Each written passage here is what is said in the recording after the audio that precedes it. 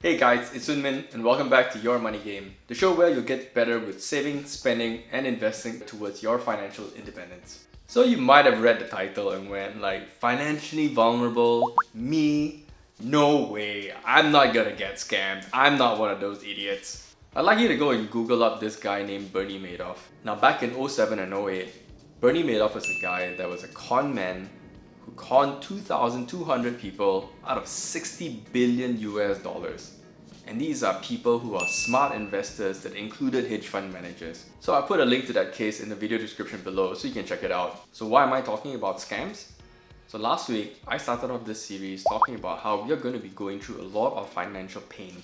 Now along with that financial pain is additional stress, additional uncertainty, and therefore more vulnerability in our financial lives. And because of that, we are more susceptible to some of these kind of scams that are out there. I'll be covering two broad types of scams and one morally grey kind of area as well. And finally, I'll be walking through some of the tips that you can use to protect yourself. The first big category is called fraud. And fraud is a straightforward con job that somehow gets you to part with your money. They use a buffet of different kind of tactics to kind of prey on different kind of vulnerabilities that you have. Whether it's lack of attention, social pressure, carelessness, even fear and greed. The first example are fake sellers on e-commerce platforms. They tend to take the form of a spoofed account of a perhaps reputable brand, but they are actually not, they're inauthentic. The other version is that they take the form of a regular person trying to sell you a product, but again, they're con men that never really intended to fulfill the order. So you make the order, poof, they disappear. The next one is especially painful for those of you who are looking for a loan just to maybe tide over a difficult period, and especially if you run a side business, this is something that you might be susceptible to. Loan scams are fairly straightforward. You get a message telling you that this is really fantastic rate. You check it out, it looks fantastic, you message them, and they can even look as if they're from an authorized money lender. But what happens then is that when you want to initiate the loan, what they do is they ask you for a deposit. And when you make that deposit, they've got you. The last popular example under fraud is investment scams. And that's a huge one, especially in this environment. Now over the years, I've seen quite a few variations of this. And maybe back in the day, it started off with gold, the promise of some kind of land bank, investment in agriculture. But recently, they've taken a step into modern times, and the scam usually involves Bitcoin or foreign exchange.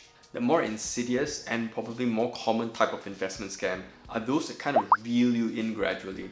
I've seen this personally firsthand back in the day, where a friend of mine had a family member who thought that he found this really good gold investment scheme. The promise was that when you put money in, you get a return on a monthly basis. What's so scary is when he started putting money in, they actually gave him a return. So then it suddenly became a bit more real.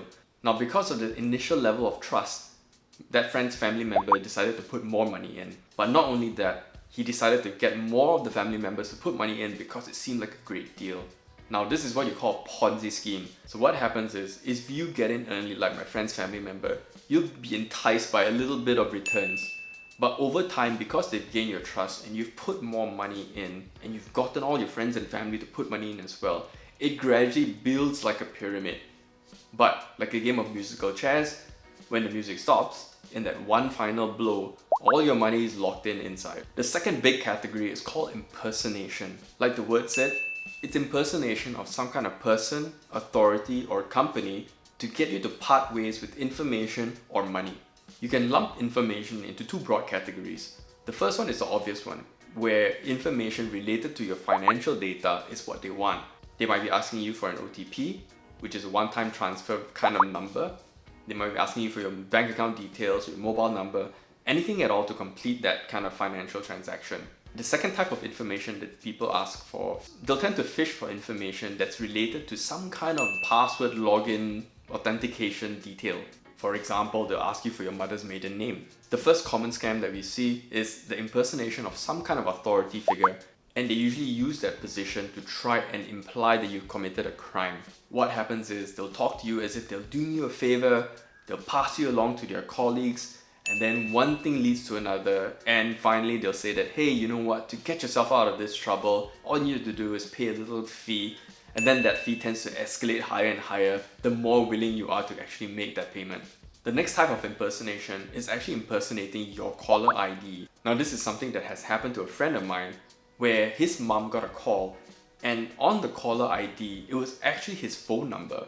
So what happened on that phone call is that person told my friend's mum that my friend was actually in jail. But sensing that something was amiss, my friend's mum put the phone down, gave a call to his company, and then realized that he was still at work sitting at his desk. So somehow or other, these scammers managed to figure out who my friend was, fake his phone number, and target his mother. So think about it, it's a very elaborate piece of con, but thankfully nothing bad happened. The next type of impersonation is getting more and more popular, especially with the rise of e-commerce. So these players impersonate an e-commerce player or some kind of delivery service. So what they do is they target you and they send you a message saying that you need to top up a few more dollars to kind of complete the transaction. So yeah, I'll just key in a few more details and send you a few more dollars.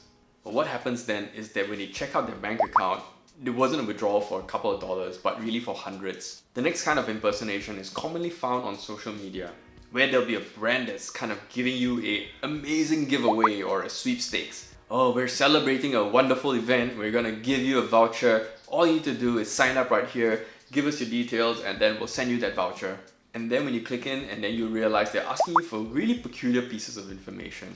The next popular example of social media impersonation is one where you might have seen before that happened to you or your friends. So what happens is the scammer creates a profile that replicates you or your friend and puts in quite a lot of information that makes it seem like it's very real. They'll start asking for different kinds of information like, oh hey, I haven't seen you in a while, what's your phone number right now? Or I've lost your number and you just update me. Fraud and impersonation are two outright criminal means of taking advantage of you.